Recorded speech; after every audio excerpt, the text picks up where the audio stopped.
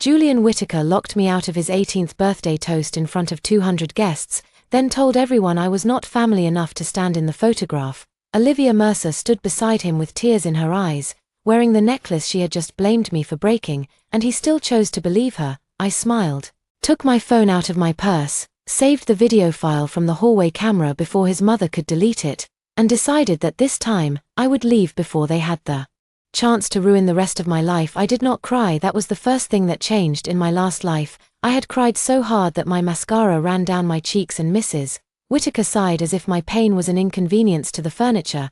I had apologized for a lie. I had begged Julian to believe me. I had stayed in that house for another 7 years, hoping the boy who had grown up shutting doors in my face would someday open one. He never did, so when I woke up again in the middle of the same humiliating birthday dinner, with the same cold chandelier light on my skin and the same room full of wealthy people watching me like entertainment, I did something different. I stopped begging. The first sound I heard after death was Julian's laugh. It was low, careless, familiar. A sound I had once chased through hallways when I was 6, 12, 17, 22. A sound I had once mistaken for warmth because it was the closest thing to affection I could get in the Whittaker house. Then I opened my eyes and saw the ballroom, gold light, white roses, crystal glasses, a string quartet near the staircase, 200 guests wearing black tie and diamond smiles. The Whittaker mansion looked exactly as it had on the night of Julian's 18th birthday. The night that had quietly broken something inside me the first time. Only now, I was 18 again. My hand tightened around the stem of a champagne flute I was not old enough to drink from. My reflection trembled in the glass. Pale face, dark hair pinned back too tightly, borrowed silver dress, nervous eyes. No, not nervous, not this time. Avery, Mrs. Whittaker said beside me, her voice soft enough for guests and sharp enough for me. Go upstairs and check whether Olivia needs help. There it was, the first move in my last life. I had obeyed.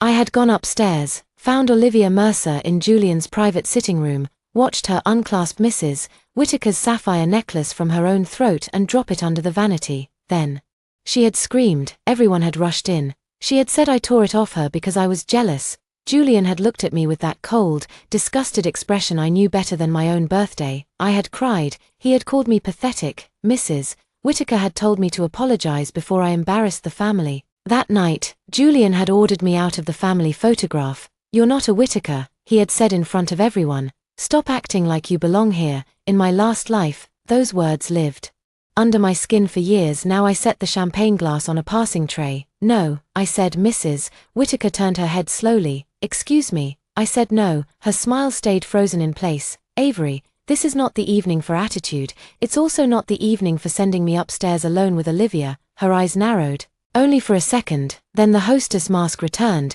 You sound ungrateful. That word used to work on me. Ungrateful. It was the leash they kept around my neck. They fed me, housed me, dressed me for charity galas, introduced me as poor Evelyn Lane's daughter, and in exchange I was supposed to be quiet, sweet, useful, invisible. My mother had died when I was 11. Mrs. Whittaker had been her college friend. The family took me in after the funeral, and for years I believed that made them kind. In my first life, I did not learn until too late that my mother had left a trust for me, not enough to buy a mansion, but enough to pay for school, rent, health insurance, and the kind of freedom a young woman needs before someone teaches her that survival is a favor.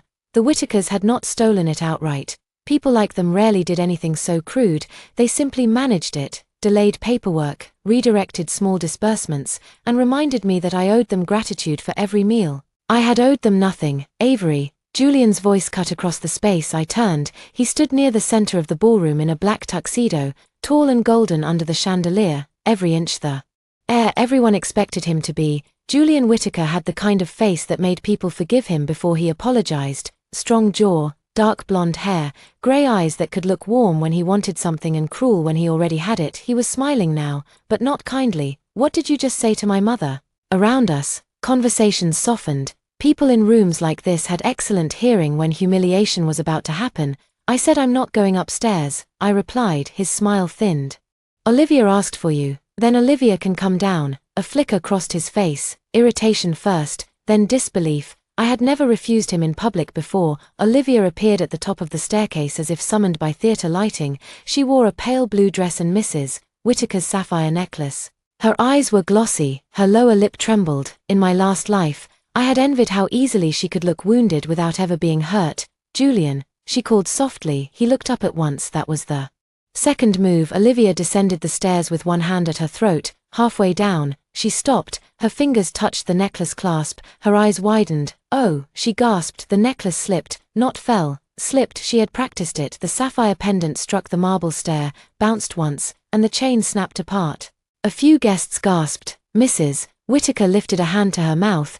Julian took 2 steps forward. Olivia looked directly at me. Avery, she whispered, loud enough for the first row of guests. Why would you loosen it earlier? There it was, the lie. It was almost comforting how predictable evil could be when you had already survived it once. Julian turned on me. What did you do? I laughed. It was a small sound, not loud, not dramatic, but it landed in the ballroom like a glass breaking. Julian stared at me. Olivia froze. Mrs. Whittaker's expression sharpened. I didn't touch her necklace, I said. Olivia's eyes filled faster. I didn't want to make a scene, I was going to ignore it. But then it fell, and I don't know why you hate me so much. I don't hate you. Her face shifted, just a little. I don't think about you enough to hate you. Someone coughed, someone else murmured. Julian moved closer. Apologize. No, his jaw tightened. Avery. I looked at him, really looked. The boy from my memories was layered inside the man he would become. 8-year-old Julian locking the treehouse door while I stood below holding 2 juice boxes. 12-year-old Julian telling his friends I was not his sister. Not his friend, just some girl my mom took in. 15-year-old Julian throwing my sketchbook into the pool because Olivia said I copied her art project. 21-year-old Julian telling me I was too emotional to handle a real job. 25-year-old Julian standing beside Olivia at a hospital fundraiser while I held the files that had saved his family foundation from a lawsuit, saying, "Don't make tonight about yourself. I had loved him once. That embarrassed me now. Apologize." He repeated, lower this time. Before you make this worse. I opened my purse and took out my phone. Mrs. Whittaker's face changed immediately. Avery, put that away. I tapped the screen. In my last life, after the necklace incident, I had spent hours crying in the second-floor hallway. I had noticed the small black camera above the east stairwell only after the staff came to reset the security feed. Back then, I had been too ashamed and frightened to ask for a copy. This time, I had already connected to the household media system before dinner. The Whittakers never changed passwords. Julian's birthday, followed by an exclamation mark. Arrogance made people lazy. I opened the security app. Julian's eyes narrowed. What are you doing? Checking. For what? The truth. Olivia stepped down one more stair. Avery, please don't twist this into something ugly. I pressed play. The video had no sound, but it did not need any. It showed Olivia alone on the landing, looking over her shoulder, unclasping the necklace, bending the chain twice until the tiny link weakened, then arranging it against her throat before stepping toward the stairs.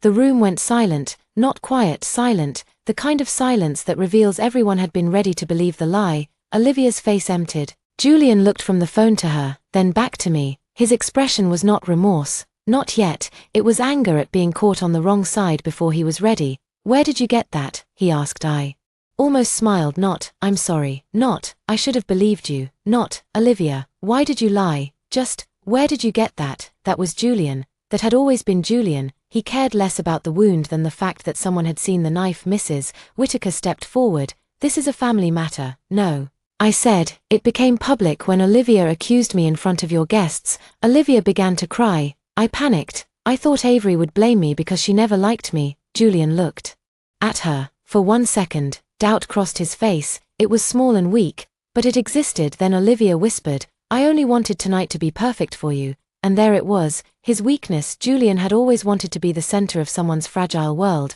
Olivia gave him that. I had given him loyalty, work, forgiveness, and quiet love. She gave him worship. Men like Julian often confused the two. He turned back to me. Enough, delete it. I slipped the phone into my purse. No, his eyes hardened. You live in my house. I felt something inside me settle, not break, settle. I lived in your mother's guest room, I said. There's a difference. A murmur moved through the guests. Julian's cheeks colored. You really want to do this tonight? No, I wanted to eat dinner, avoid drama, and leave with my dignity. Olivia wanted a performance. You gave her one. Mrs. Whittaker moved close enough that her perfume wrapped around me. Gardenia and money. Avery, she said softly, think carefully. Everything you have comes from this family. There it was, the threat beneath the charity in my last life. It had worked. I had looked around the ballroom and seen shelter, tuition, clothes, food, connection, permission. I had thought leaving meant losing everything. This time, I knew better. Not everything, I said. Her gaze sharpened. I reached behind my neck and unclasped the thin pearl necklace she had given me when I was 12. It was not expensive, but I had treasured it for years. Because Mrs. Whitaker once told me it made me look almost like one of us. Almost. I placed it on the nearest table. Thank you for the loan. Julian stared at the necklace. Something flickered in his eyes. Possession, annoyance, a strange, delayed recognition. You're being dramatic, he said. No, I'm being accurate. I turned toward the staircase. Mrs. Whitaker caught my wrist. Her fingers were cold. Where do you think you're going? To pack. Her grip tightened. Don't be ridiculous. I looked down at her hand until she released me. Then I walked upstairs. No one stopped me. The second-floor hallway looked smaller than I remembered. As a child, it had seemed endless. Doors everywhere. Julian's room at the far end, always closed. Olivia's guest suite when she visited, always open to laughter. My room near the back staircase, technically a bedroom, emotionally a storage closet with curtains. I entered and shut the door. For a moment, I stood still. There was the white desk where I had done Julian's scholarship essays because he hated writing personal statements. There was the narrow bed where I had cried after he left me at prom because Olivia sprained her ankle. There was the closet full of dresses Mrs. Whitaker chose for me, each one designed to make me presentable but never memorable. In my first life, I had stayed in this room until I was 23. I had left only after a winter night when Julian, drunk and angry after a fight with his father, told me I should be grateful. No one had sent me into foster care. 3 months later, he apologized with flowers someone else bought. I forgave him. I wanted to reach through time and hold that version of myself. Not scold her, not shame her, just hold her until she understood that endurance was not love. I opened the closet and pulled out a duffel bag. I packed quickly: passport, social security card, birth certificate, the small velvet pouch containing my mother's wedding ring, a showbox of letters, my sketchbooks, 2 pairs of jeans, 3 sweaters, a laptop I had bought with tutoring money, my phone charger. Then I opened the bottom drawer of the desk. Inside was the folder I had ignored in my last life because Mrs. Whitaker told me legal documents were too stressful for a girl my age. My mother's name was printed across the top. Evelyn Lane Trust Administration. My hands trembled once. I put the folder in my bag. A knock hit the door. Not gentle, not polite. Julian, Avery, open up. I kept packing. The knob turned. Locked. He knocked again. Harder. You're embarrassing yourself. I opened the drawer for the emergency cash I had saved from tutoring neighborhood children, $460. In my last life, I had used it to buy Olivia a replacement birthday gift after Julian said I owed her peace this time. I put it in my wallet. Avery. I zipped the duffel. The door opened. Of course he had the key. Julian stood in the doorway, still in his tuxedo, looking furious and uncertain. Behind him, the hallway was empty. He had come alone, which meant some part of him knew this was not a scene he could fully control.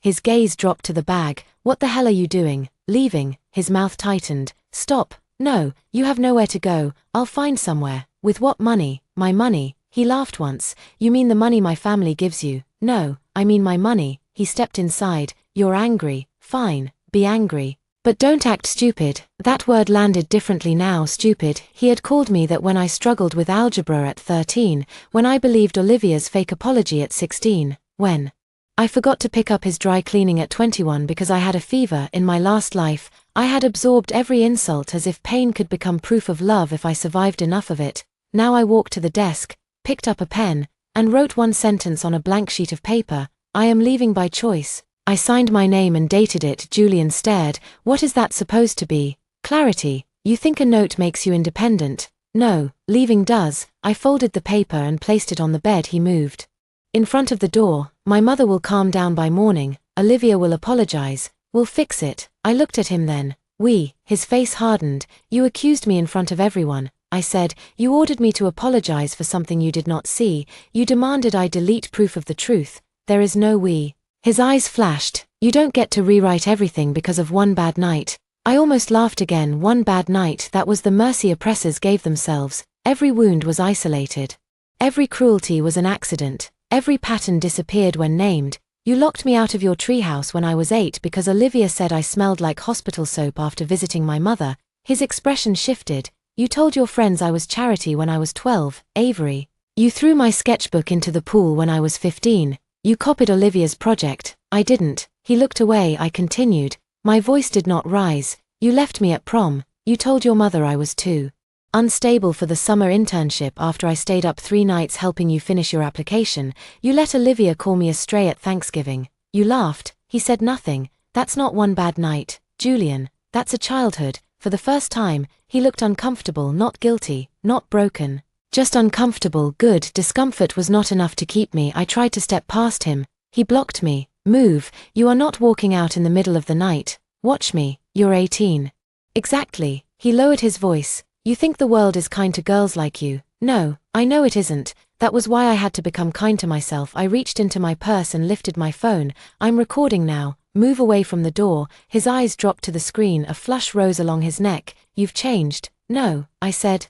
I remembered. He frowned. Remembered what? That doors open from both sides. He stared at me as if I had spoken another language. Then, slowly, he stepped aside. I walked past him at the end of the hallway. I glanced once toward his room. The door was open. Inside, I saw the old model sailboat on his shelf, the one I had helped him build when we were 10. He had taken first prize at the school fair for it. He never told anyone I painted half the hull in my last life. That memory made me ache. Now it simply made me tired. Downstairs, the party had resumed badly. Guests pretended not to stare. Olivia stood near Mrs. Whittaker, face blotchy from strategic tears. Mrs. Whittaker saw my bag and went pale with anger. Avery, she said, do not take another step. I took another step. The front door was 30 feet away. Mrs. Whittaker's voice sharpened. If you leave this house tonight, do not expect us to keep paying for your little life. I stopped, turned. The ballroom held its breath again. My mother paid for my life before she died. I said, I'll have my lawyer contact yours about the trust. Mrs. Whittaker went still. There it was, the smallest crack in the marble. Julian had followed me halfway down the stairs. At the word trust, his expression changed. What trust? He asked. I looked at him. Ask your mother. Mrs. Whittaker's face was no longer polished. It was naked with warning. I opened the front door. Rain struck the stone steps outside. Cold air rushed in. Behind me, the warm mansion smelled of roses, money, and old fear. Olivia whispered, she'll come back. I heard her, so did everyone else. I turned one last time. No, I said, I won't. Then I walked into the rain. I had no car, no apartment, $460, a folder full of legal questions, a phone with evidence, a duffel bag, a dead mother's ring, a future I had already failed once, and for the first time in my life, I felt richer than everyone inside that house. By midnight, I was sitting in a 24-hour diner 3 miles away, wrapped in a booth near the window. My dress was damp, my hair had fallen loose, my hands shook from cold, adrenaline, and the enormous silence that comes after leaving a place you were trained to survive. A waitress named Carla brought me coffee I did not order. Rough night, she asked. I looked at my reflection in the dark glass. No, I said, first good one in years. She smiled like she understood more than she asked. I opened my laptop and searched for emergency rooms for rent, student housing, legal aid, and the name printed on my mother's folder, Ellis and Rowe Trust Attorneys. The firm still existed in my last life. I had not called them until I was 24. By then, years of delays and family reimbursements had tangled the accounts so badly that I spent months recovering what should have been mine at 18. This time, I wrote an email before sunrise. My name is Avery Lane. I am the beneficiary of the Evelyn Lane Trust. I turned 18 today. I would like to request a full accounting and immediate independent access to all documents. I attached photos of the folder. Then I hesitated. In my last life, hesitation had cost me years. I pressed send at 2:13 a.m. My phone lit up. Julian. I watched his name flash across the screen once, twice, 3 times, then a message appeared. Where are you? A second message followed. Stop acting like this. Then a third. My mother is furious. You made everything worse. I turned off my shared location. For a long moment, I stared at the setting. Location sharing, off. Such a small thing, such a clean cut. At 2:27 a.m., Julian called again. I declined. At 2:28, he texted, you can't just disappear. I looked out at the rain washing the diner windows. Then I typed back one sentence. I didn't disappear. I left. I blocked him before he could answer. The next morning, while the Whittaker house woke to gossip and damage control, I signed a weekly rental agreement for a narrow room above a laundromat. The ceiling sloped, the heater clicked all night, the mattress sagged. The bathroom was shared with 2 graduate students and a woman who worked night shifts at the hospital. It was not pretty. It was mine. At 9:00 04 a.m., Mr. Ellis called. His voice was cautious. Miss Lane, I have been waiting for you to contact us. I closed my eyes. How long? A pause. Since your 18th birthday became legally relevant. That was yesterday. Yes, he said, and I understand there may be some urgency. I looked around the small rented room, at my damp duffel bag, at my mother's ring on the windowsill, at the first morning of my second life. Yes, I said, there is. By noon, Mrs. Whitaker sent an email. Avery, your behavior last night was deeply disappointing. We are willing to forgive this episode if you return home, apologize to Olivia, and agree to discuss your future calmly. Do not contact outside parties before speaking with us. You are too young to understand the implications. I forwarded it to Mr. Ellis. By evening, I received his reply. Do not sign anything from the Whitaker family. Do not delete any messages. Keep all communications in writing. I read the email twice, then I printed it at the public library and taped it above my tiny desk, not because I needed legal advice on the wall, because I needed proof that someone had finally said the words no one in that mansion ever allowed me to believe. Do not sign, do not delete, keep evidence. The next day, Julian came to the laundromat. I saw his car first through the second-floor window, black Range Rover, perfect paint, wrong neighborhood. He stepped out wearing a dark coat and the expression of someone offended by the existence of cracked sidewalks. I had been folding sheets downstairs for the woman who owned the building in exchange for a discount on rent. My hair was in a messy knot. My hands smelled like detergent. I saw him before he saw me. For a second, my body remembered fear, then my mind remembered the rain. He entered, scanning the rows of machines until he found me. His mouth tightened. You're really living here? I lifted a sheet from the dryer and folded it in half. Yes, this is ridiculous. It's affordable. It's unsafe. So was your house. He flinched only slightly. I came to take you home, he said. I folded the sheet again. No, his nostrils flared. Avery, don't do this in public. I looked around. 3 people were loading laundry. 1 old man read a newspaper. A child sat on a plastic chair eating crackers. You mean don't disagree with you where people can hear? His jaw tightened. My mother is willing to let this go. How generous. Olivia is embarrassed. She should be. He stepped closer. She made a mistake. She lied. She was scared. Of what? The necklace. She broke herself. His eyes darkened. You always do this. I almost laughed. Do what? Act like everyone is against you. I put the folded sheet into the basket. No, Julian. I acted like everyone was my family even when they were against me. I'm done with that. He looked at me for a long moment, then his voice changed. Softer, more dangerous. You won't last a month. In my last life, that sentence would have destroyed me this time. I smiled. Then you won't have to wait long to be right. He stared at me, confused by the lack of collapse. I picked up the basket and walked toward the stairs. Avery. I stopped but did not turn. What do you want? He asked. The question was so absurd that I looked back. For years, I had wanted him to save a seat for me, to believe me once, to say my name without irritation, to open the treehouse door, to ask if I was cold, to stop making me earn basic kindness. But that was the old answer. The new answer was easier. My documents, I said, my trust accounting, my personal belongings,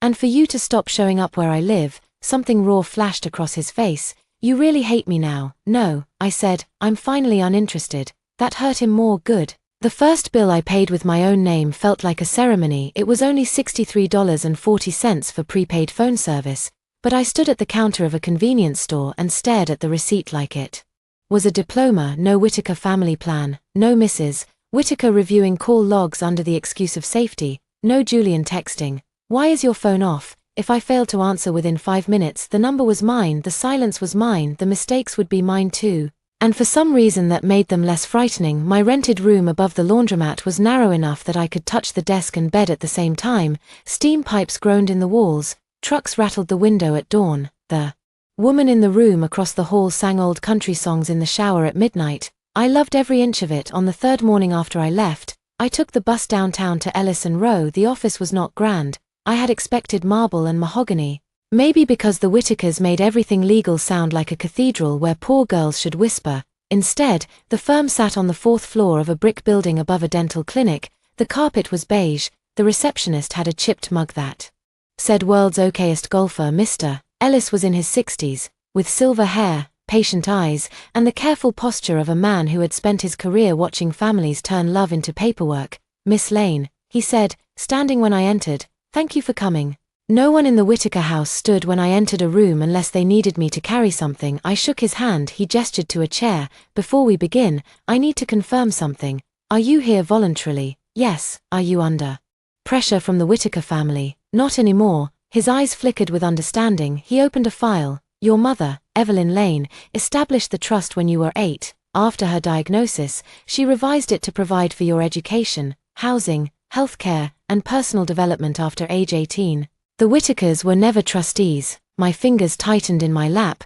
They told me Mrs. Whittaker managed it. She was listed as an emergency contact and temporary guardian after your mother's passing. That is not the same thing. I stared at the file. In my last life, this truth had come slowly, buried under shame and confusion. Hearing it now at 18 felt like a door opening inside a locked room. Then why did they control everything? I asked. Mr. Ellis removed his glasses. Because you were a minor. Because you lived with them, because you trusted them, and because no one challenged the arrangement. There was no judgment in his voice that almost made it worse. I had spent years blaming myself for not knowing how to leave, but children do not know the architecture of cages, they only know who feeds them. What happens now? I asked. We request formal accounting from all institutions connected to your mother's assets. We redirect future communications to you. We review any reimbursements made to the Whittaker household from funds intended for your direct benefit. Reimbursements. He slid one page toward me. The numbers were not enormous by Whittaker standards, but they were enormous to a girl above a laundromat. Clothing allowance, educational support, transportation, household expenses, miscellaneous care. I saw charges for dresses Mrs. Whittaker selected for charity events, a summer etiquette program I had hated, a private math tutor hired after Julian told everyone I was too stupid to pass calculus. Household expenses during months when I had eaten cereal for dinner because I felt guilty asking the cook for food after 8. They used my mother's money, I said slowly, and made me thank them for it. Mr. Ellis did not soften the truth. Yes, a strange calm came over me. Anger would come later, grief too, but in that office, I felt the clean precision of a blade being placed in my hand, not to stab, to cut myself free. I want every record, I said, every charge, every letter, every authorization. That is wise. I also want them notified that they are not to speak on my behalf. He nodded. We can send that today, and if they refuse, his expression hardened in a way I liked, then we escalate. I left the office with scanned copies of documents on a flash drive, a list of next steps, and a new bank appointment for the following day. By the time I reached the sidewalk, I had 3 missed calls from Mrs. Whittaker and 1 email from Julian. Subject: Enough, Avery. You are creating unnecessary problems. My mother is upset. Olivia has been crying for 2 days. If you needed space, you could have asked instead of running away and dragging lawyers into private family matters. Come to dinner Sunday. We'll talk. No drama, Julian. I read it twice, then forwarded it to Mr. Ellis. His reply came within 20 minutes. Do not attend private meetings without counsel or a neutral witness. I smiled at my phone. No drama. Men like Julian always called it drama when women stopped obeying quietly. That afternoon, I enrolled at Westbridge University using my own email address. In my last life, I had chosen the college closest to the Whittaker house because Mrs. Whittaker said it was practical and Julian said I would get overwhelmed anywhere else. I had studied communications because it sounded safe. I had spent weekends returning to the mansion, helping with events, proofreading Julian's work, listening to Olivia cry about problems she created. This time, I chose digital media design and entrepreneurship, not because a degree would save me, because I had already seen the future. In my first life, I spent years making visual decks, social media campaigns, and fundraising videos for the Whittaker Foundation while Olivia took credit for creative direction. I watched short-form drama ads explode across platforms. I watched boutique agencies become million-dollar companies by understanding what made viewers stop scrolling. I watched brands pay absurd money for emotional hooks and story-based marketing. Back then, I had been the invisible girl making everyone else look brilliant. This time, I would put my own name on the invoice. The first weeks were ugly. Freedom is beautiful in memory and exhausting in practice. I worked mornings at the laundromat desk, afternoons at campus registration, nights building sample campaigns on my laptop. I ate peanut butter toast so often the smell began to feel personal. I learned which buses ran late and which men at the station not to make eye contact with. I cried once when the heater broke and my socks froze against the floor, but I did not go back. Every hardship had an exit sign above it. The Whittaker house had not. On the second Friday of September, I got my first client. It was not glamorous. A bakery 2 neighborhoods over needed short vertical videos for a seasonal pastry launch. The owner, Ms. Alvarez, had seen a flyer I posted near campus that read, "Story-based social media campaigns for small businesses. Affordable student rates, fast turnaround." She squinted at me across the bakery counter. "You look very young." "I am," I said. "Do you know what you're doing?" Yes, that was not entirely true, but I knew enough to begin. I filmed cinnamon rolls under warm lights, wrote a 30-second script about a grandmother's recipe, edited text overlays, and posted 3 versions with different hooks. Within 4 days, one video had more views than the bakery's entire account had received in a year. By the end of the week, Ms. Alvarez sold out of the featured pastry before noon. She paid me $200 and sent me home with a box of croissants. I sat on my bed and cried over both, not because $200 was a fortune, because it was proof I could create value without begging to be valued. 2 days later, Julian found me on campus. I was sitting outside the library with my laptop open, headphones around my neck, editing a proposal for a local fitness studio. Students crossed the quad in clusters. Someone was throwing a frisbee. The afternoon was bright and ordinary. Then a shadow fell over my screen. "You blocked me." I did not look up. Yes, Julian sat across from me without invitation. He wore a navy sweater, expensive watch, and the faintly irritated expression of someone forced to visit a public university when he preferred private clubs. Olivia stood beside him. Of course, she wore cream, carried a designer tote, and looked fragile enough to make strangers protective. "Avery," she said softly. I asked him to bring me. I wanted to apologize. I closed my laptop. Julian noticed. "What, afraid we'll steal your homework?" Olivia touched his arm. "Julian, that gentle correction, that performance of kindness. In my last life, it had made me feel monstrous for disliking her. Now it bored me." "I have 10 minutes, I said." Julian's eyebrows rose. "You have 10 minutes? Yes." His mouth curved. "Busy?" "Yes." "With what?" "Work." He looked amused. "You got a campus job, something like that?" Olivia sat down beside him. "That's wonderful. It must feel good to earn a little spending money." There it was, the velvet knife. I looked at her tote. "It does." Julian leaned back. "My mother says the lawyers are still sending letters." "Good, Avery." "Julian." His jaw flexed. Olivia lowered her eyes. "I really am sorry about the necklace. I was overwhelmed. Everyone expected so much from me that night. And I made a terrible mistake." I waited. She glanced up, confused by the silence. "That's it?" I asked. "What do you mean?" "Your apology is that you were overwhelmed." Her fingers tightened around the tote strap. Julian said. "She admitted she made a mistake. Don't be cruel." I turned to him. Cruel would be accusing someone of theft in front of 200 people and then asking them to protect your feelings afterward. His face hardened. "You don't know when to stop. I learned from you." Olivia's eyes filled again. "I knew you hated me." I sighed. It was not dramatic, just tired. "Olivia, if tears were currency, you'd own the city." Her mouth parted. Julian stood. "Enough." Students nearby looked over. I remained seated. "You don't get to talk to her like that," he said, "and you don't get to come to my campus, sit at my table, and police my tone." His eyes flashed. "Your campus?" "Yes, mine. I enrolled here. I pay to be here. I work here. You are visiting." For some reason, that landed harder than any insult. Julian looked around the quad as if seeing it for the first time, seeing me in a place that did not belong to him. Olivia recovered first. "We only wanted to help," she said. "No," I replied. "You wanted to confirm I was miserable." Her expression flickered. Julian said, "Are you?" I looked at him. There was something strange in his voice. Not concern. Not exactly. More like he needed a yes to restore order. If I was miserable, then leaving had been childish. If I was suffering, then he could still be right. If I was secretly waiting to be rescued, then he was still the door. "No," I said, "I'm busy." I opened my laptop again. The conversation was over. Julian did not move. I continued editing. After a long moment, Olivia stood. "Come on, Julian. She clearly wants to punish everyone." He looked at me for another few seconds. Then he said quietly, "This isn't you." My fingers paused on the keyboard. For years, I had let people define me by the version that served them. Sweet Avery, grateful Avery, sensitive Avery, difficult Avery, poor Avery. Julian's shadow, Olivia's contrast, Mrs. Whitaker's charity success story. I looked up. "No," I said, "this is the first time you're meeting me without ownership." His face changed. I went back to work. They left that night. Mara Chen entered my life, holding 2 coffees and a business card she had printed on paper so thin it curled at the edges. "You're Avery Lane, right?" she asked. Dropping into the chair across from me in the library basement, I looked up from my laptop. Depends who's asking. Mara, marketing major. I saw the bakery campaign. My shoulders eased. You saw that. Half the campus saw that. My roommate bought 6 cinnamon rolls because of your grandmother Hook. She doesn't even like cinnamon. I laughed before I could stop.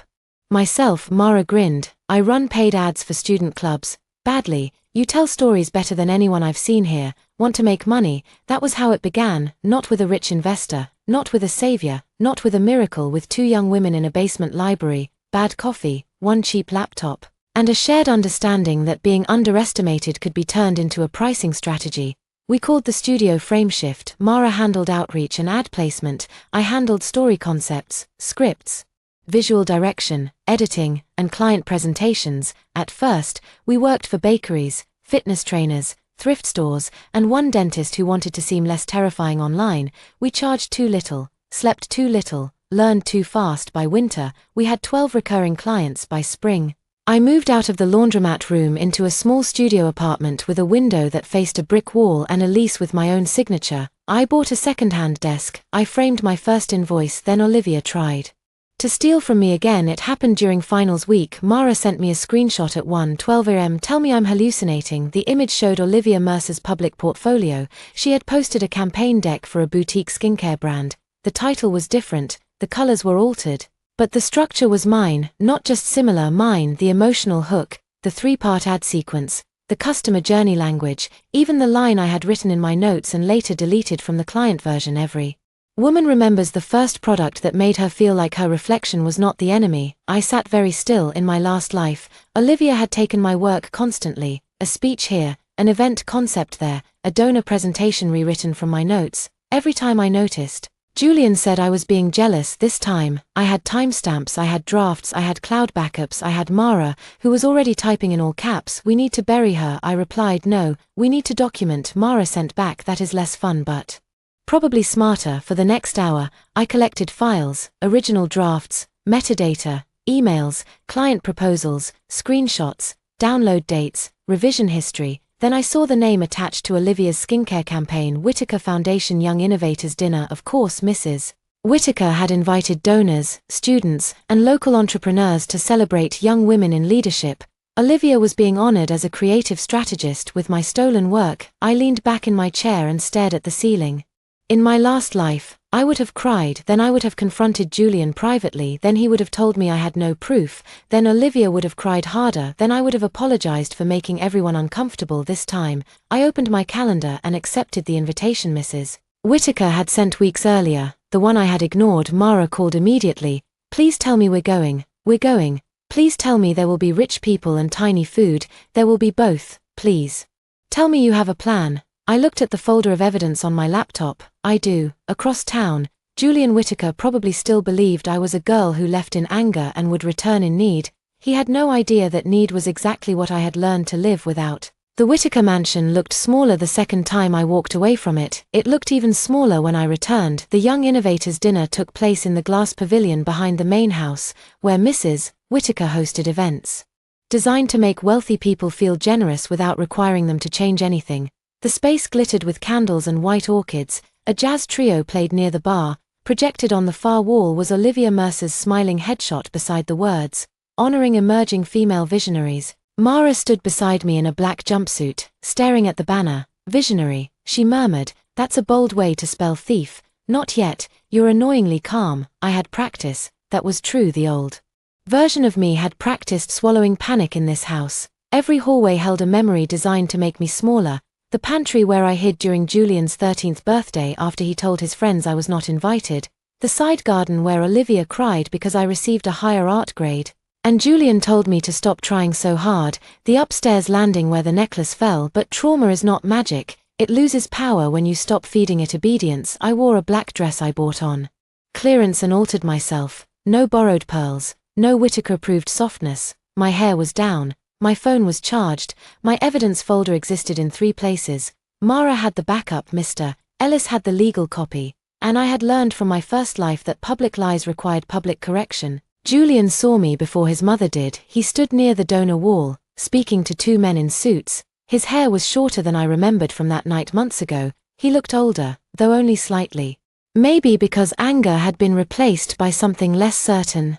His gaze moved over me, paused on Mara, then returned to my face. I looked away first, not because I was afraid, because I did not owe him the drama of being affected. Mrs. Whittaker intercepted me near the champagne table. Avery, she said. Mrs. Whittaker. Her smile was flawless. I wasn't sure you would come. I almost didn't. How are your accommodations? She made the word sound like a disease. Stable, and school, productive. Her eyes cooled. You know, stubbornness can feel like strength when you're young, and control can feel like kindness when you're used to money. Mara made a choking sound into her glass. Mrs. Whittaker's smile vanished for half a second. You always had Evelyn's tongue, she said for the first time. My mother's name in her mouth did not make me flinch. No, I said, I had my own. I just wasn't allowed to use it here. Before she could answer, applause began. Olivia had taken the small stage. She looked beautiful. That was part of her power. People liked their villains obvious, but real damage often arrived soft-spoken, well-dressed, and tearful. Julian moved to stand near the front. Of course he did. Olivia began with gratitude. To Mrs. Whittaker for mentorship, to Julian for always believing in her, to the foundation for creating space for young women with authentic voices. Mara whispered, I may commit a felony. Wait. Olivia clicked to the first slide. My campaign structure appeared on the screen. She had changed the colors to sage green and cream. The font was different. The client name was removed, but the bones were mine. Modern audiences don't buy products, Olivia said, they buy emotional recognition. I wrote that sentence in February. Julian clapped. The sound entered me like a memory and found no place to land. Slide 2 showed the 3-stage video funnel I created for a skincare pitch. Frameshift had not yet sold. Slide 3 included my phrase about reflections. Mara's hand found my elbow. You good? Yes, and I was not happy, not untouched, but steady, because this time, I had not come hoping Julian would see the truth. I had brought the truth with me. Olivia finished to warm applause. Mrs. Whittaker glowed with pride. Julian stepped onto the stage and took the microphone. I've known Olivia most of my life, he said. And if there's one thing that defines her, it's integrity. Mara whispered. Oh, he walked right into that one. Julian continued. She creates from the heart. She doesn't tear others down. She doesn't demand attention. She earns it. His eyes found mine on the last sentence. There it was, still trying to make me the contrast in my last life.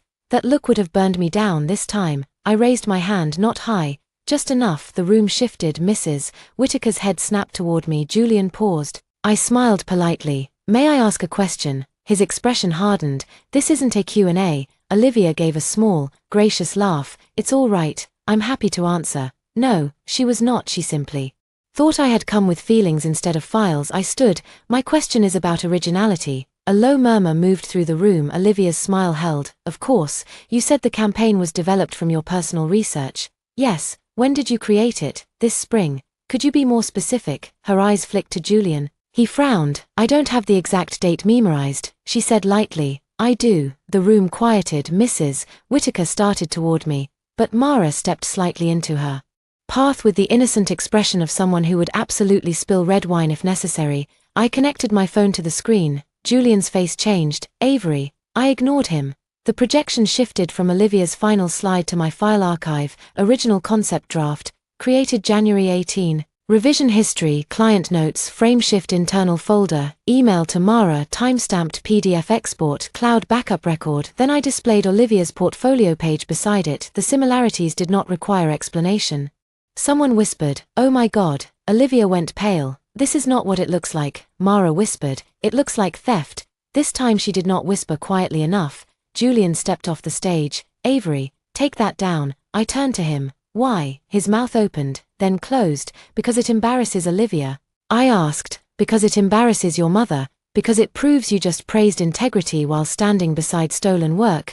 Olivia's tears came instantly. I didn't know. I saw similar ideas online. Avery must have used the same references. I clicked again. The deleted line appeared. Every woman remembers the first product that made her feel like her reflection was not the enemy. I zoomed in on my draft metadata, then Olivia's slide, same sentence, same comma, same mistake. Because in my original draft, I had accidentally typed reflection was not enemy first, then corrected it. Olivia's slide note still contained the earlier typo in the hidden text field. Mara leaned toward a donor and said cheerfully, always check hidden fields. The donor covered a smile. Olivia looked at Julian. I didn't do this. But for the first time in all the years I had known him, Julian did not move toward her immediately. He stared at the screen, not at me, not at Olivia, at the proof. I watched him process what he had refused to process when proof was only my word. It did not feel as satisfying as I expected, maybe because I no longer needed him to believe me. Belief given after evidence is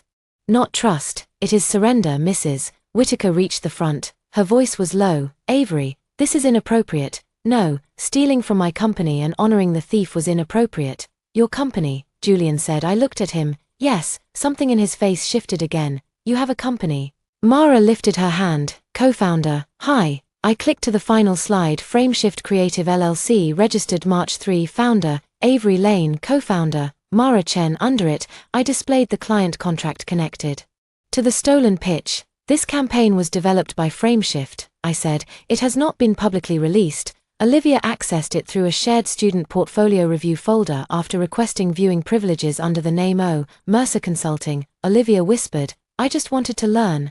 Then you should have learned instead of copied. Julian looked at Olivia. Is that true? She recoiled as if he had struck her. You're asking me that. He said nothing. Her tears became anger for half a second before she buried it. I saw it. So did Mara. Maybe. Finally. So did Julian. I have spent years being accused in this house, I said, addressing the room now, accused of jealousy, accused of lying, accused of being dramatic. Tonight, I'm not asking anyone to take my word for anything.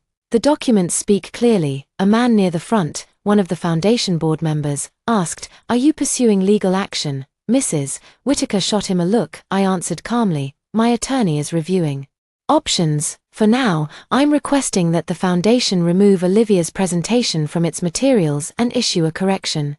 Mrs. Whittaker's face hardened. That is not how we handle matters here. I smiled. That is why I left. The silence after that was not empty, it was full of calculation. Donors looking at Olivia differently, board members reconsidering liability, guests replaying every old story they had heard about me, Julian standing between the stage and the screen, finally caught in a room where his version of reality could not dominate mine. Olivia stepped toward him. Julian, she whispered, please. He looked at her. For years, I had thought I wanted to see him choose me. Now I realized there was no victory in being chosen by someone who had to be cornered by evidence first.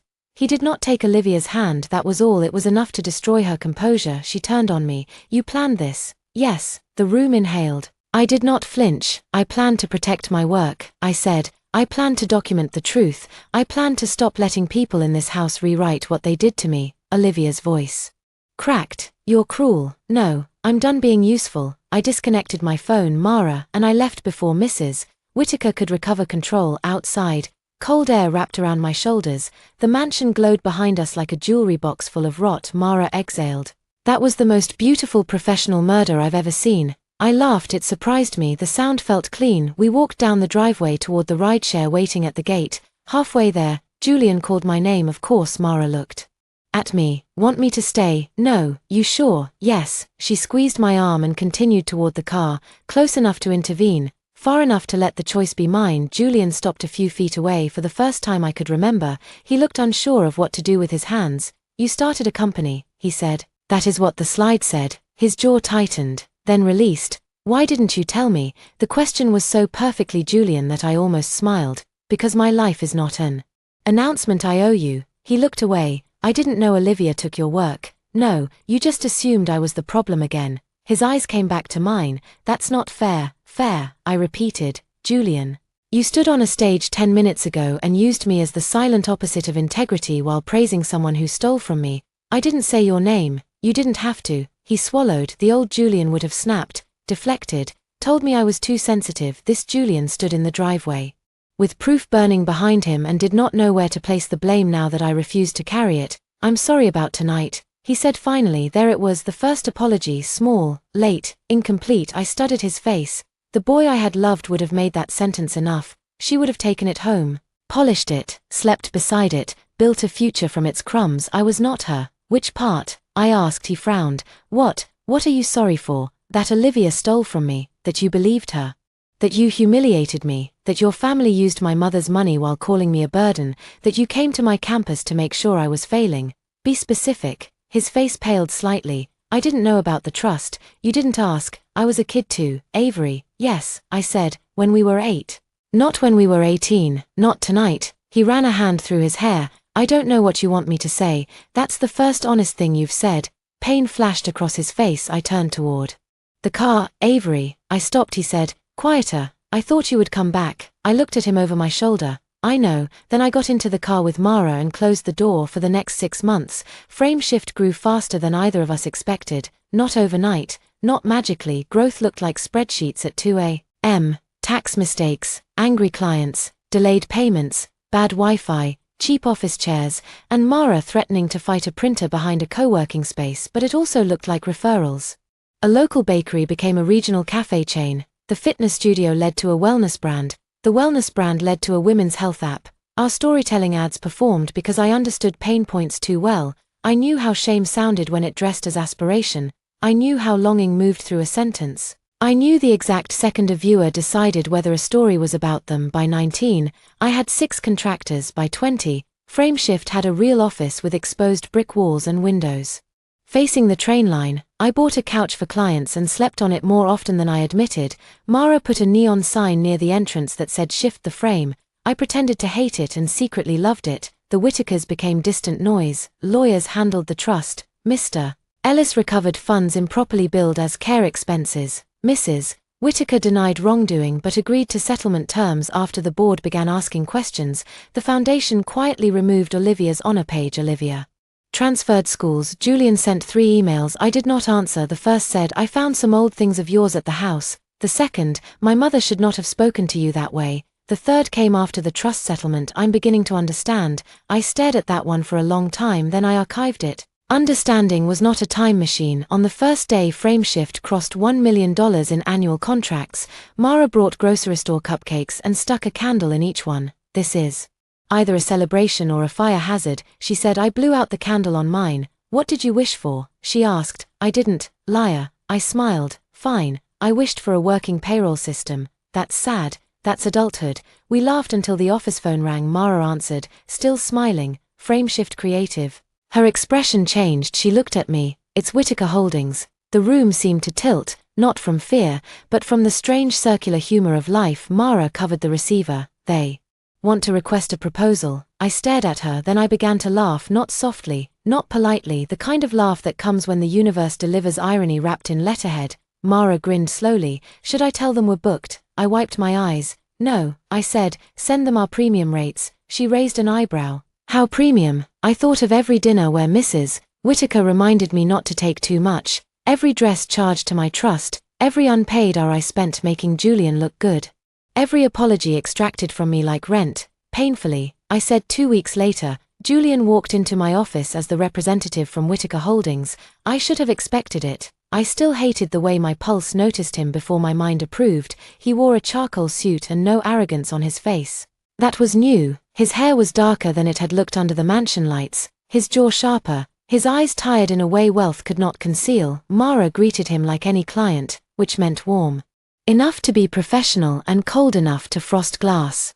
"Mr. Whitaker," she said, "Avery will be with you shortly." I watched from the conference room as he looked around our office, not dismissively, carefully. His gaze moved over the campaign boards, the awards shelf, the framed first invoice near my office door. He paused there. I wondered if he remembered asking what money I would leave with. I opened the conference room door. "Julian." He turned. For a second, I saw it hit him, not my dress, though it was better than anything Mrs. Whitaker had ever chosen. Not the office, not the staff moving around behind me, something else, the fact that I was not waiting. "Avery," he said. I gestured to the chair across from mine. He sat. I did not offer coffee. He placed a folder on the table. "Thank you for meeting with me." Mara said Whitaker Holdings requested a proposal for brand rehabilitation. Yes, interesting phrase. His mouth tightened. Accurate one. I opened the folder. The company had suffered a series of public relations issues tied to the foundation settlement, board turnover, and donor distrust after Olivia's plagiarism scandal. Nothing fatal, but enough to bruise, enough that they needed the girl they once called a burden. "This is a large project," I said. "I know, our rates are in the packet." I saw, "They are non-negotiable." I assumed. I looked up. The old Julian would have made a remark. "Too expensive, too ambitious." "Who do you think you are?" This Julian simply watched me with an expression I did not want to name. "Why are you here?" I asked. "To hire your company." "No, why are you here personally?" He looked down at the table. My father wanted someone else to come, and I said it should be me. Why? His fingers tightened once on the folder. Because I helped create the problem. Silence outside the glass wall. Mara pretended not to watch. I leaned back. That sounds rehearsed. It is. I practiced saying it because I knew I would say it badly if I didn't. That caught me off guard. He looked up. I was cruel to you. The words entered the room without decoration. I said nothing. He continued. Not once. Not because I was young. Not because Olivia manipulated me. Those things are true in pieces, but they are not excuses. I was cruel because it made me feel in control. Because everyone in that house treated you like someone who should be grateful for scraps, and I learned to do the same. My throat tightened. I hated that. I hated that some part of me still wanted the apology, not enough to return, not enough to forgive, but enough to mourn the years when those words would have saved me so much loneliness. I found the model boat, he said. I went still. He saw it, the one from school. I opened the box last month. Your initials were painted under the base. I remembered scratching them there with a pin because Julian had told everyone he built it alone. I didn't remember, he said, or maybe I did and chose not to. I don't know which is worse. The second. He nodded. Yes. I looked out the glass wall at my office, my employees, my life. What do you want from me, Julian? He was quiet for a long moment, then he said, a chance to make amends. There it was, the sentence the title of my second life had been waiting for in another story that might have been the turning point. The cruel boy grows into remorse. The wounded girl sees his pain. The past becomes a bridge. Love repairs what pride destroyed, but I had lived the version where I made bridges out of my own bones. I was done crossing back. Amends are not access. I said. He absorbed that. I know. Do you? His eyes met mine. I'm trying to. I closed the folder. Frameshift can consider the project. Mara will handle communication. You will not contact me directly unless it concerns a scheduled meeting with our team. Pain crossed his face, but he nodded. That's fair. It's not about fair, it's about boundaries. Yes. I stood. The meeting was over. Julian stood too at the door. He paused. I'm proud of you, he said quietly. The words were so late they felt almost foreign. I looked at him. Don't be, I said. You don't get to own the view from a mountain you told me I couldn't climb. He flinched, then he nodded once and left. Mara entered the second the elevator doors closed. Well, she said. That was emotionally disgusting. I laughed despite myself. Are you okay? She asked. I thought about it. I am. Do we take the project? I looked at the folder. Business was business. Revenge was not always fire. Sometimes it was an invoice with clear terms. Yes, I said, but we require payment upfront. Mara's smile became wicked. I love healing. Working for Whitaker Holdings felt like performing surgery on a body that had once tried to swallow me. We did not soften their image with lies. That was my first condition. If they wanted frameshift, they would start with transparency, acknowledge governance failures, separate the foundation from family control, establish independent oversight, and create a scholarship fund that was not named after a Whitaker. The board hated it. Their legal team hated it. Mrs. Whitaker hated me. That last part was not new. During the first strategy meeting, she sat across the conference table in a cream suit, diamonds at her throat, and looked at me as if I were a stain that had learned to speak. Avery, she said, surely you understand that public messaging requires nuance. I do. Then you understand we cannot air private family misunderstandings. I clicked to the next slide. On it was a headline from a business journal. Whitaker Foundation faces questions over former ward's trust settlement. This is already public, I said. The only choice is whether you respond with accountability or let others define the story. Her mouth tightened. Former ward is an inflammatory phrase. It is also what your own press materials called me for years. Julian sat 2 chairs away from her. He said nothing, but I saw his hand flex once. Mrs. Whitaker noticed too. That was the new fracture in my first life. Julian and his mother were a wall. She directed, he enforced. Olivia cried, he defended. I stood outside every room that mattered. Now he no longer moved when she pulled the string. It did not make me love him, but it changed the room. A board member cleared his throat. Miss Lane's proposal is harsh, but the data supports it. Public sentiment shifted after the plagiarism scandal because the foundation appeared evasive. Mrs. Whitaker's eyes flicked to me. The scandal was exaggerated. No, Julian said. Everyone looked at him. He looked at his mother. It wasn't. The silence was immediate. Mrs. Whitaker's face remained composed, but I knew her well enough to see the fury beneath it. Julian, she said softly. He did not back down.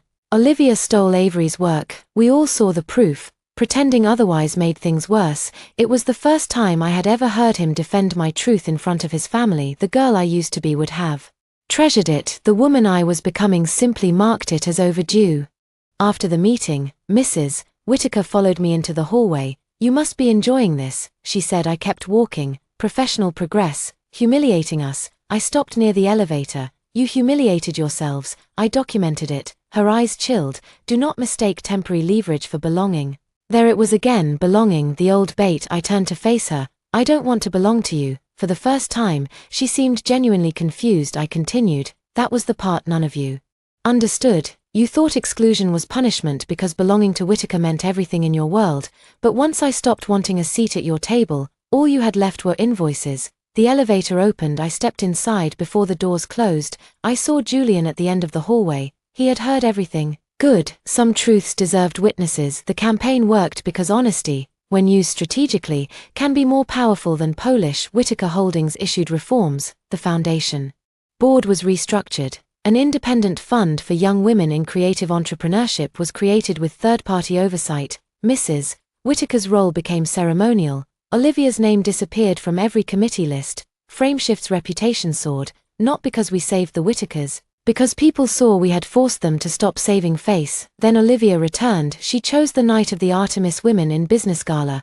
where I was scheduled to speak on a panel about founder resilience. The event was held in a downtown museum with glass walls and a sculpture garden lit in blue. Cameras lined the entrance. Reporters hovered near sponsors. It was the kind of room where reputations changed hands quickly. Mara adjusted the clasp on my bracelet backstage. "You look terrifying," she said fondly. "Thank you. I mean successful terrifying. Like you understand tax law and revenge, I understand one of those." Before she could reply, her phone buzzed. Her expression shifted. "What?" She turned the screen toward me. A gossip account had posted a thread. "Rising founder hides privileged past. Avery Lane, founder of Frameshift, built her brand on independence, but sources say she was raised by the wealthy Whittaker family and used their connections before turning on them." Under it were photos. Me at 14 in a Whittaker charity dress. Me standing behind Mrs. Whittaker at a gala. Me beside Julian at a school event, looking small and uncomfortable. The caption implied I had invented hardship to sell a brand. Then came the anonymous quotes. "She was treated like family. She always resented Olivia. The Whittakers gave her everything. She exaggerated normal family conflict for attention." Mara swore. I did not. My hands went cold, but my mind stayed clear. "Olivia?" Mara asked. "Probably."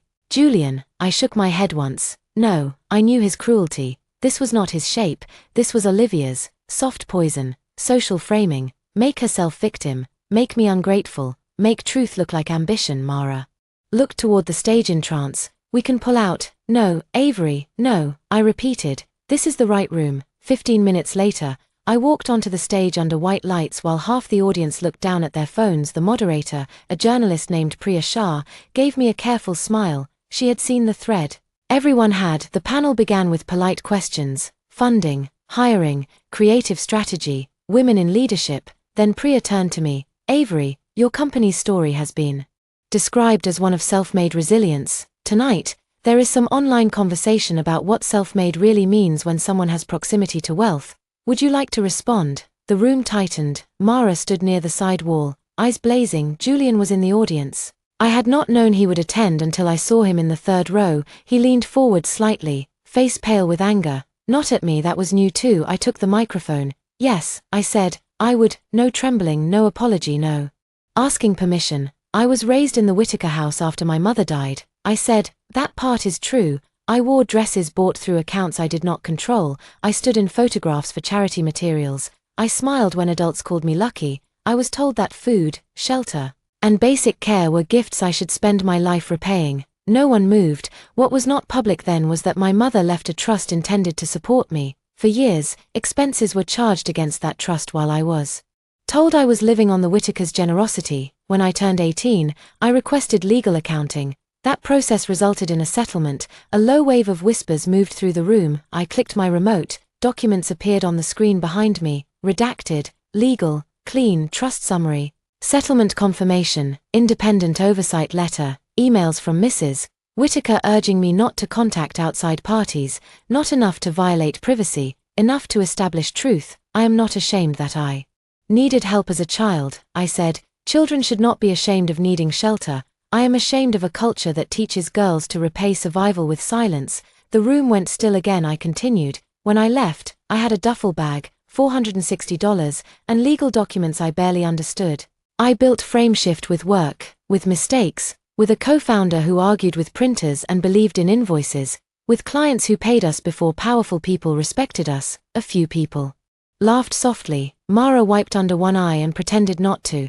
If self-made means no one ever helped you, then no one is self-made. If self-made means choosing not to let the people who hurt you own the rest of your life, then yes, I built this. Applause started near the back, then spread, then rose. Not polite applause. Not charity applause, recognition. I looked toward Julian without meaning to. He stood, so did others. The applause became louder. He was not smiling. His eyes were wet. I looked away. This moment was not for him. After the panel, reporters surrounded me. Priya squeezed my hand. Mara hugged me hard enough to hurt. The online conversation shifted within an hour. Then someone posted the source of the gossip thread, Olivia Mercer. She had used a private publicist and 2 anonymous accounts. But not carefully enough. People rarely are careful when they believe the world owes them belief. By midnight, screenshots of her emails circulated among sponsors. By morning, 3 brands cut ties with her. By afternoon, her consulting page vanished. At 6:40 p.m., Julian came to my office. I almost told reception to send him away. Then I saw his face through the glass. He looked like someone who had finally opened a door and found a room full of bones. I let him in. He stood in my office, hands at his sides. I didn't know she was doing that, he said. I know. Relief flickered across his face. Then shame. You know because you trust me. No, because I know her tactics better than yours. He nodded as if the distinction hurt and deserved to. I confronted her. He said I waited. She admitted parts of it, denied others, then said you deserved it because you destroyed her future. She destroyed her future. I kept receipts. His mouth moved almost like a smile, but it failed. My mother knew Olivia was contacting someone, he said. She claims she didn't know details. Do you believe her? He looked at me. No, that answer cost him something good. Truth usually does. He took a breath. I owe you more than apologies. Yes, I can't undo it. No, I can't give back your childhood. No, his voice broke slightly. Avery. I hated the sound of my name in that tone, not because it moved me toward him, but because it moved me toward the girl who once wanted nothing more than to hear it. I need to say it, he said. You can say it. That doesn't mean I have to carry it. He nodded, then he said everything. He apologized for the treehouse, for the sketchbook, for prom, for the necklace, for the campus visit, for every time he let Olivia's tears outweigh my facts, for calling me dramatic when I was accurate,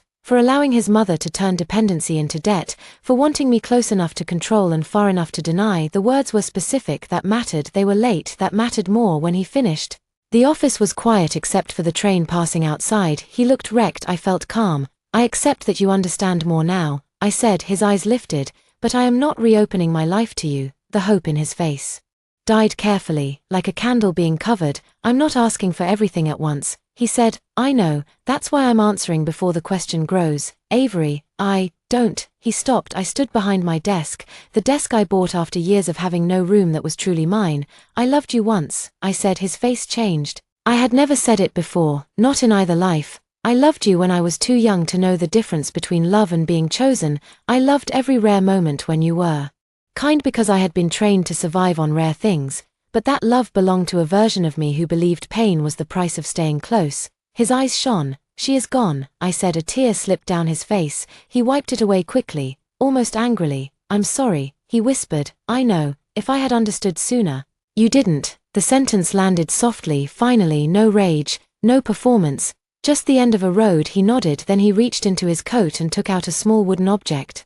The model sailboat. For a second, the room blurred. He placed it on the edge of my desk. I thought you should have it. I looked at the boat. The paint was chipped, the tiny sails yellowed. Under the base, my initials were still scratched in uneven letters. I touched the wood once, then I pushed it back toward him. No. He looked startled. You keep it, I said, not as a gift, as evidence. Of what? That you were helped, that you took credit, that you forgot, and that remembering does not erase taking. He stared at the boat, then he picked it up slowly. I walked him to the door. Before leaving, he said, will you ever forgive me? I thought about lying to make the moment easier. I decided I was done making things easier for him. Maybe one day, I said, but forgiveness will not be a bridge back to me. He closed his eyes. When he opened them, He looked older than 25. Goodbye, Avery. Goodbye, Julian. This time, I was the one who closed the door. The final collapse of Olivia Mercer happened quietly. People expected public disgrace to be dramatic, but most social deaths occurred through unanswered emails.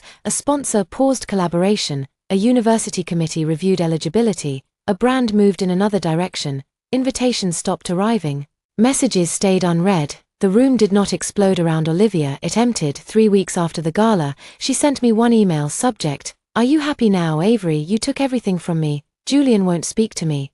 Mrs. Whittaker won't answer my calls. My clients are gone. You always wanted my place, and now you have it. I hope it feels good, Olivia." I read it once, then I replied, "Olivia, I did not take your place. I left the room where you needed me beneath you. Do not contact me again, Avery." Then I forwarded it to my attorney. That was another thing freedom taught me. Closure did not require a speech. Sometimes it was a paper trail. The Whittakers lost more than reputation. The trust settlement triggered reviews from donors who had long suspected the foundation blurred charity, family influence, and social laundering. Mrs. Whittaker resigned from 3 boards in 1 month. The family did not become poor. People like the Whittakers rarely lost everything, but they lost something they valued almost as much as money. They lost the right to narrate themselves as generous. That was enough. Frameshift continued growing. We moved into a larger office with actual conference rooms and a kitchen where Mara labeled everyone's food with threats. We hired 2 editors, a strategist, a finance manager, and one intern who cried when I told her she would be paid. "You don't have to thank us for wages," I said. She laughed, embarrassed, but after she left my office, I sat alone for a moment, thinking about the sentence. You don't have to thank us for wages, you don't have to thank us for shelter, you don't have to thank us for not hurting you, you don't have to repay basic decency with your life. I began funding the Evelyn Lane Creative Grant that spring, not through the Whittaker Foundation, not with their oversight, not as a brand stunt. Frameshift funded it directly for young women leaving unstable homes who wanted to build creative careers. The first recipient was a 19-year-old photographer named Sienna who arrived at the interview wearing thrift boots and the expression of someone prepared to be dismissed. I recognized it after she left. Mara looked at me. "You okay?" "Yes, you have your serious face." "I'm thinking, dangerous." I smiled. "I want the grant to include emergency housing support." Mara's face softened. 4 girls with duffel bags?" she asked. 4 girls before the duffel bag." She nodded. "Let's do it." By then, Julian had stopped contacting me directly. He worked through Mara for the remaining Whittaker project, approved every uncomfortable accountability measure, and did not argue when Frameshift recommended removing his mother from all foundation storytelling materials for at least 2 years. Mrs. Whittaker sent one handwritten note. "Avery, I hope you understand that I did what I thought was best under difficult circumstances. Your mother trusted me. I tried to honor that trust." I placed the note in a folder marked Whittaker Communications and did not reply. Some lies are too polished to deserve engagement. The annual Whittaker Winter Benefit was cancelled that year. In its place, the restructured foundation held a smaller event at a public arts center. Downtown, independent board, transparent accounting. New scholarship recipients, no portraits of Mrs. Whittaker, no Olivia, no family speeches about generosity. Frameshift was invited as the agency that guided the transition. I almost declined, then I saw the program. The Evelyn Lane Creative Grant would be announced publicly as an independent partner initiative. My mother's name would be spoken in a room that did not belong to the Whittakers. I went. The art center smelled like fresh paint and coffee. Students displayed photography and short films along the walls. No chandeliers, no roses, no marble staircase where lies could fall prettily. I wore a dark green dress and my mother's ring on a chain under it. Mara came with me, because she said emotional support was billable if I tried to attend alone. Mr. Ellis attended too. Looking proud and slightly uncomfortable outside legal offices, Julian was there. I saw him near the back of the auditorium, speaking with a board member. He looked different in a place not designed to glorify him, quieter, less golden, more human. When the grant announcement began, I stood at the podium and looked out at the audience. For one moment, I saw another room layered over this one, the Whittaker ballroom, Olivia crying, Julian demanding an apology, Mrs. Whittaker warning me that everything I had came from them. Then it vanished. My mother believed creativity was not decoration. I said into the microphone. She believed it was a way to survive honestly. This grant is for young women who have been told they should be grateful for small rooms, small dreams, or small voices. It is for those who are ready to build something with their own name on it. I saw Julian lower his head. I continued, "It is not charity, it is not rescue, it is a door." My voice stayed steady, "And this time, the person walking through it gets to keep the key." The applause rose slowly, then fully. After the event, people gathered in the lobby, students approached with questions. Sienna cried, Mara cried and denied it. Mr. Ellis shook my hand with both of his. Then, near the exit, Julian approached. He waited until I finished speaking with a donor. He did not interrupt. That alone showed change, but change was not entitlement. "Avery," he said. "Julian, I won't take much of your time." "All right." He looked toward the auditorium doors.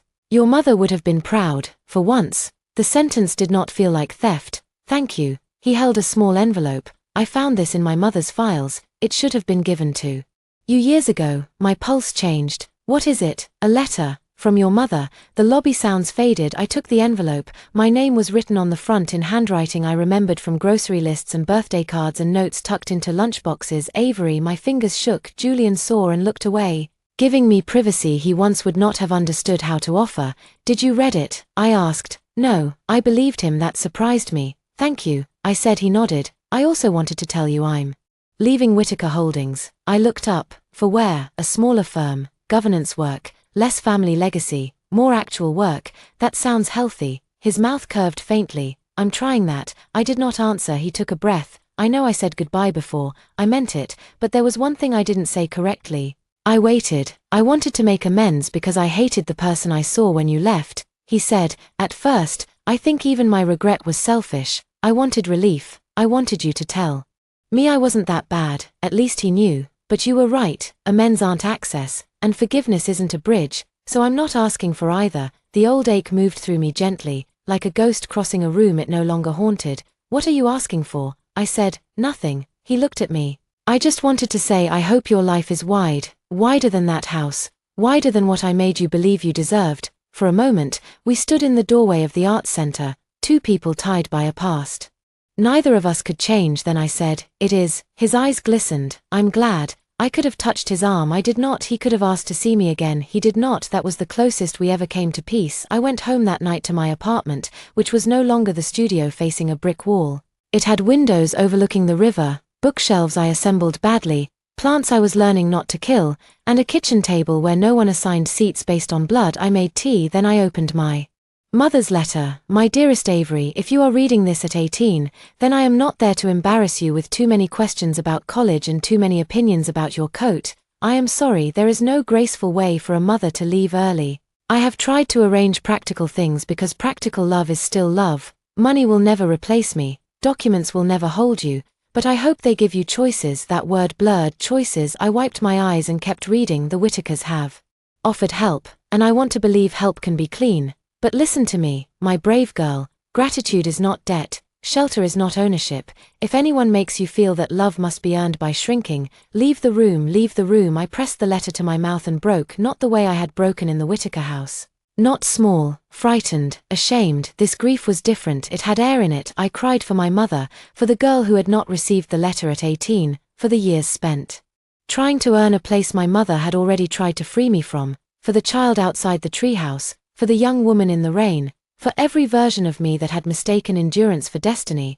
Then I folded the letter carefully and placed it beside her ring. The next morning, I woke before sunrise. For a few seconds, I did not know why I felt light. Then I remembered no one knew where I was unless I wanted them to. No one controlled my accounts. No one could summon me downstairs. No one could lock me out of a room I no longer wished to enter. At the office, Mara was already there, barefoot on the couch, eating cereal from a mug. "You're glowing," she said. I cried for 3 hours. "Healthy glow." I laughed. She pointed toward my desk. Mail came. Also, Sienna sent her first project draft. Also, the finance manager says if you keep funding emergency housing without a separate structure, she'll haunt us. Tell her we're setting up the non-profit arm. Mara dropped the mug. Cereal scattered across the couch. "We're what?" I smiled. "You heard me." She stared, then grinned. "Evelyn Lane Foundation." "No," I said, "not foundation." The word still tasted too much like marble. "Evelyn Lane Door Fund." Mara's eyes softened. "That's perfect." The day unfolded in meetings, edits, grant structures, client calls, and ordinary problems. Ordinary problems are underrated. They do not always feel like freedom, but they are. A delayed invoice is freedom when no one is using money to Threaten your shelter. A difficult hire is freedom when no one is deciding your future at a dinner table without you. A full inbox is freedom when each message is addressed to a name you chose to build that evening. As the city turned gold outside the office windows, reception called. There's someone here without an appointment, our assistant said. Julian Whittaker. Mara looked up sharply. I listened to the pause inside myself. No panic. No longing, no anger sharp enough to cut, just a door and a choice. Ask him what he needs, I said. A minute later, the assistant called back. He says he found one more box of your mother's things. He can leave it, I considered. Then I walked to the lobby. Julian stood near the elevators holding a sealed storage box. He looked tired from work, tie loosened, coat over one arm. When he saw me, he did not step closer. I didn't want to send it by courier, he said. There are photographs. Thank you. He handed me the box. Our fingers did not touch. He looked around the lobby. The Frameshift logo glowed on the wall behind me. People moved through the office with laptops. Laughter, deadlines, purpose. You built a good place, he said. I know. His smile was small and sad. You do. That was the difference once. I would have needed him to say it. Now I could agree. He took a breath. Avery, I know you said no before. I know what I deserve, but I need to ask once, clearly. And then I'll respect the answer. I already knew. The past sometimes returns not because it has power, but because it wants to see whether the lock still works. Ask, I said. His eyes held mine. Could we ever start over? There it was, the final door. No audience, no Olivia, no Mrs. Whittaker, no stage, no public pressure, just Julian and me in a lobby built from everything he once said I could not do. I thought of the treehouse, the ballroom, the laundromat room, the first invoice, the stolen campaign, the apology, my mother's letter. Leave the room. I looked at him, and for the first time, I did not see the boy who locked me out or the man who regretted it. I saw someone from a country I know longer lived in. No, I said. His face tightened, but he did not argue. I continued, because clarity was kinder than a half-open wound. We can't start over, Julian. Starting over is for people who lost their way together. You shut me out for years, and I built a life outside the door. I'm not knocking anymore. His eyes shone, but he nodded. I understand. I hope you do. I'm sorry, he said. I know. Then, after a pause, I added, live differently. That's the only apology that still matters. He looked at me for a long moment, then he stepped back. Goodbye, Avery, goodbye. The elevator doors opened. He entered. This time, when the doors closed between us, it did not feel like abandonment. It felt like architecture, a boundary, a wall I had chosen. I carried the box into my office and set it on the table. Mara appeared in the doorway. You okay? I opened the box. Inside were photographs. My mother laughing on a beach, my mother holding me as a baby, my mother and me covered in flour in a kitchen I barely remembered. Beneath them was a small brass key. No label, no explanation, just a key. I picked it up and smiled. Maybe it opened nothing now. Maybe some old apartment, some forgotten cabinet, some past place that no longer existed. It did not matter. I placed it on my desk beside the framed first invoice. Not every key needed a lock. Some simply reminded you that doors were real. Years later, people would ask about my success as if it began with a company. They liked clean origin stories. The girl leaves a mansion, the girl builds a fortune, the boy regrets everything, the girl wins. But my life did not begin when Julian regretted losing me. It began the night I stopped trying to be kept. It began when I took off borrowed pearls, when I saved the footage, when I turned off shared location, when I signed a lease above a laundromat, when I learned that loneliness outside a cage was still better than belonging inside one. The fortune came later, the apology came too late, the freedom came first. And once I had that, there was nothing in Julian Whittaker's hands that I needed back.